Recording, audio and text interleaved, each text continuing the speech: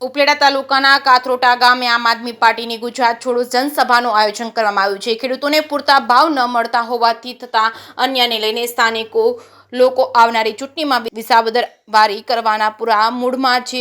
ગુજરાતભરમાં આમ આદમી પાર્ટી દ્વારા ગુજરાત જોડો જનસભા યાત્રાને લઈને જાહેર સભા યોજવામાં આવી હતી, જેના અનુસંધાને ઉપલેટા તાલુકાના કાથરોટા મુકામે આમ આદમી પાર્ટીની એક જાહેર સભાનું આયોજન કરવામાં આવ્યું છે। આ જાહેર સભામાં આમ આદમી પાર્ટીના વિસાવદર પંથકના લડાયક ધારાસભ્ય ગોપાલભાઈ ઇટાલિયા સહિત રેશમા પટેલ, હેમંત ખવાણ સહિતના આપ પાર્ટીના નેતાઓ હાજર રહ્યા હતા। લોકો અને કાર્યકર્તાઓ મોટી સંખ્યામાં ઉમટી પડ્યા હતા। ખાસ કરીને ગોપાલ ઇટાલિયાના સરકાર સામે ધારદાર શબ્દોના પ્રહારો અને ખેડૂતોના પ્રશ્નોને વાચા આપનાર લડાયક ધારાસભ્યોને રજૂઆતો કરવા લોકો ઉમટી પડ્યા હતા। આ ગુજરાત છોડો જનસભાએ ગોપાલભાઈ ઇટાલિયા, રેશમા પટેલ, હેમંત ખવાણ, રાજુભાઈ કરમટા સહિતના આમ આદમી પાર્ટીના આગેવાનો હાજરી આપી હતી। જે કેસિંગ ગુજરાતી સાથે અર્શી આહિર, ઉપલેટા।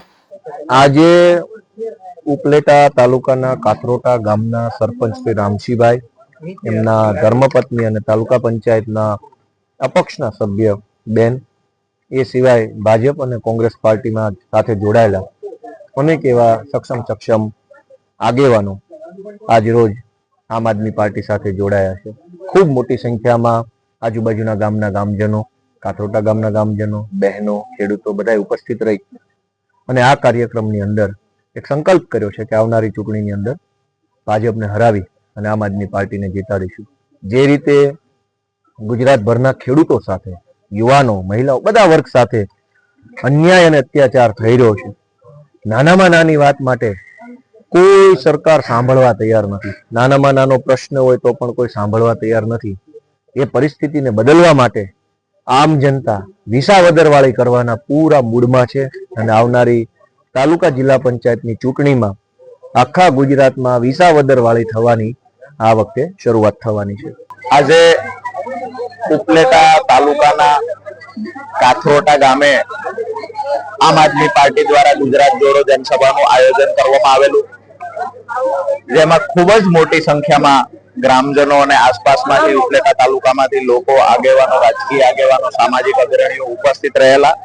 ખાસ કરી અને આજના કાર્યક્રમમાં આમ આદમી પાર્ટી પરિવારને મોટો બનાવવા માટે અને આમ આદમી પાર્ટી પરિવારની વિચારધારા સાથે જોડાવા માટે તાલુકાના અપક્ષ ચૂંટાયેલા ઉમેદવાર જે તાલુકા પંચાયતના સભ્ય છે, ખૂબ સારી એવી લીડથી અપક્ષમાં ચૂંટાયા છે।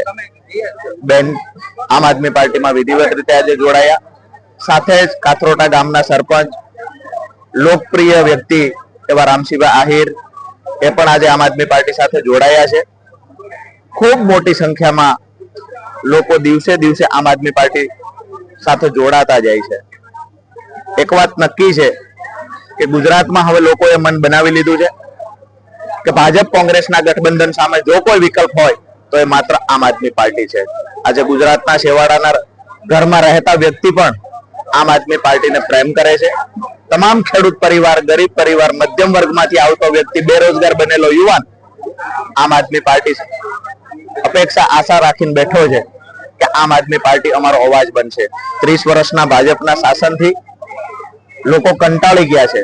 કોંગ્રેસ વિપક્ષમાં ક્યાંક ને ક્યાંક સદંતર નિષ્ફળ નીવડી છે, ત્યારે આમ આદમી પાર્ટીને લોકો આ વખતે તાલુકા પંચાયત, જિલ્લા પંચાયતની ચૂંટણી હોય કે પછી વિધાનસભાની 27મી ચૂંટણી હોય, આમ આદમી પાર્ટી મજબૂતાઈથી પરફોર્મન્સ કરશે અને ગુજરાતની જનતા આમ આદમી પાર્ટીની સાથે છે।